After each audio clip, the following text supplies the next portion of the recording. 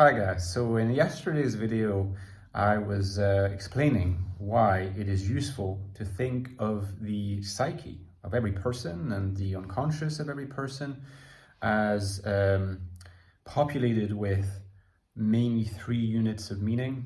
The signs that are not only the units of everyday language but also the units of the more superficial layers of the unconscious and of the preconscious, also known as the subconscious.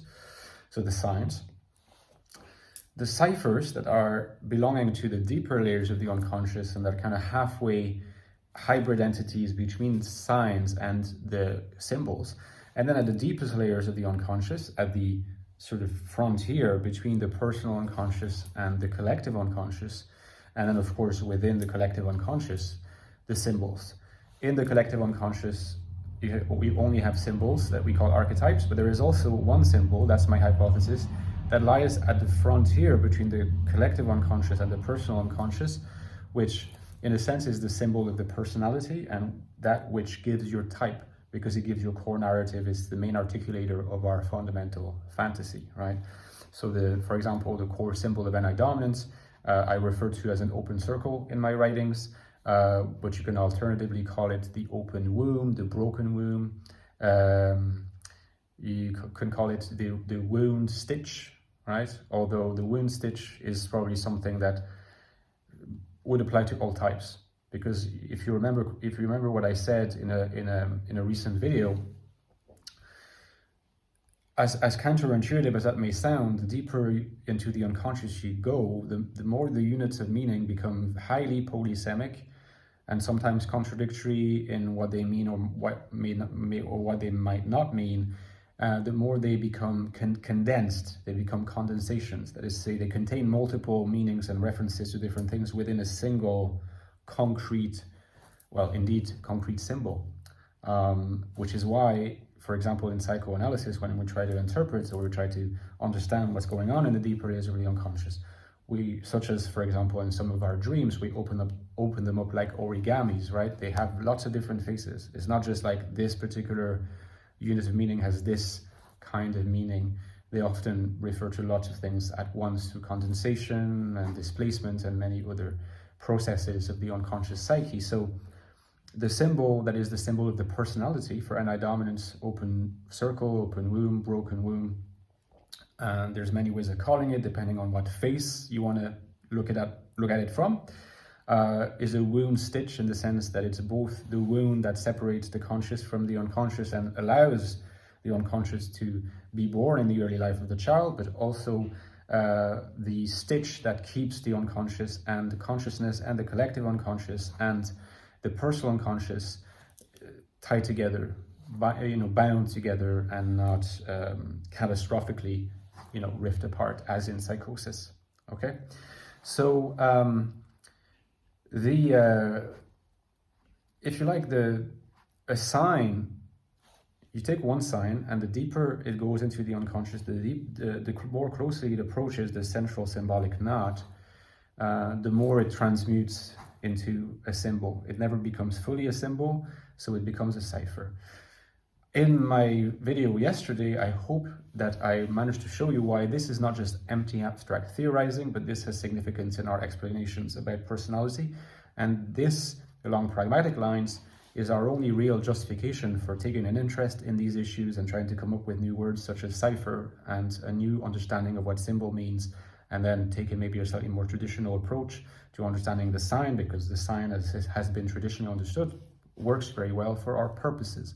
Now, another way of showing that this kind of nomenclature and this way of articulating notions together is justified, is useful, is to take the simple example of the compliant INFJ, actually by no means a simple example, but showing how we can better understand the real issues surrounding the life of the compliant INFJ once we get past the more shallow or superficial ways of understanding the compliant, and showing that the behavior, the external behavior, is compliant.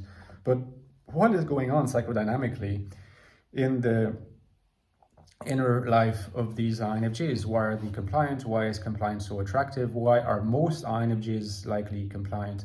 And why is it difficult for an INFJ compliant to move beyond compliance, right? It's not just about the fact that compliance gives them the superficial sense of security, it gives them a deeper sense of security. Such a deep sense of security that it's hard for them to imagine themselves without it. And the real reason is that this way of complying for the compliant INFJ, although it looks like a repressing and a crushing of their NI giftedness and of their general NI dominance, they're not showing it the world, they're focusing on the functions of judgments, they're showing their superego rather than their, the sort of inner centering of their self, which revolves around NI fantasies. They're not showing it, so they come across as if they're repressing it or crushing it. That's true, but that's the superficial way of looking at it. The deeper way of looking at it is to observe that they are in fact very heavily invested in protecting it. They are protecting their symbol. They're not conscious of doing this, but that's what they're doing. They are afraid that their symbol will be impinged upon by other people if they share too much of it through the way they speak and the way they behave.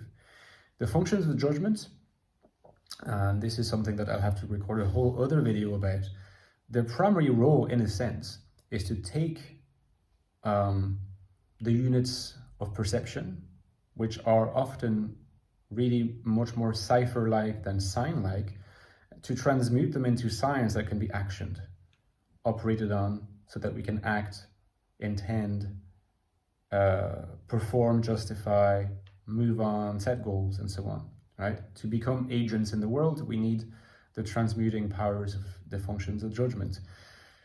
But of course, when your inner world is full of NI symbolism and full of ciphers, even if you transmute them via the functions of judgment, something is going to still remain, such that people will still have the impression that, okay, this person, there's an NI feel to them, to what they're saying. Even if they seem to be primarily using their functions of judgment at any moment, possibly, they will remain an NI feel to them, because there's always an NI remainder in the process of transmuting ciphers into actionable judgments, and so networks of science. However, in the case of the compliant INFJ, this does not happen. There's no NI feel, such that often these INFJs are mistaken for ESFJs, ENFJs, sometimes INTPs, if you like the superego judging function of choice is TI and not FE. Why is there no NI feel? There's no NI feel because the portions of their unconscious and of their subliminal images that they free up for the transmuting power of their functions of judgment are not the best morsels of their delicious inner world, of which they are very protective. They make available sort of more superficial contents of their unconscious, a process that is very difficult to understand, but this is what happens. So in a sense, what they're putting at the disposal of the functions of the judgment are not really ciphers, but quasi-signs. So what you get is, yes, judgments, but they seem devoid of the NI feel that remains closer to their core symbolism, because they're protecting it. They do not want to share it. They do not want other people to have a look at it. So their compliance is actually a way of protecting their inner world and have it only for themselves. And that is why it is so addictive, and that is why it is so hard to not remain compliant. Also, of course, because this is largely unconscious. Guys, don't forget that you can give me a like. This can help massively with the referencing, so thanks for that. Also, my Patreon page is available. The first link below, you know that for a small amount, really quite small amount every month or every year, you get access to all my library of exclusive long-form video content only for patrons, access to our Discord server as well. Could not do this without you, and I need you more than ever, so please consider becoming a patron at the link below. Also, don't forget my 2 books by the INFJ, The Infinite Soul, the latest one on INFJ life in a modern world, how to find meaning, purpose, and value in a world often hostile to INFJs. An essential read, as well as the prequel, The Ecstatic Soul, which is all about the INFJ's inner world, thoughts, consciousness, beliefs, inner mechanisms. It's a very good book. You should get both if you want a deep understanding of the type. So thank you guys, and see you tomorrow. Bye-bye.